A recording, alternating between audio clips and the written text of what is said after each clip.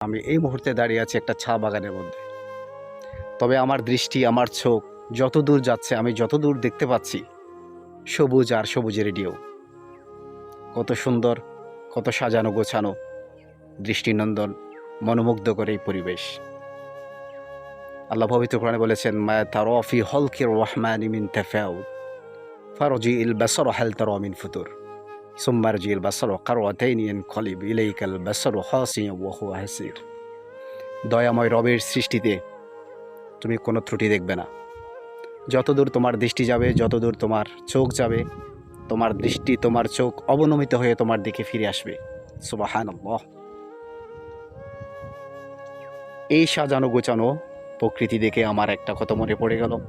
নিঃসন্দেহে বলতে হয়, যে রব এত সুন্দর করে নিখুঁতভাবে এই প্রকৃতিকে সাজিয়েছেন, সে রব আপনার আর আমার জীবনকে সুনিপুণভাবে পরিচালনা করছেন।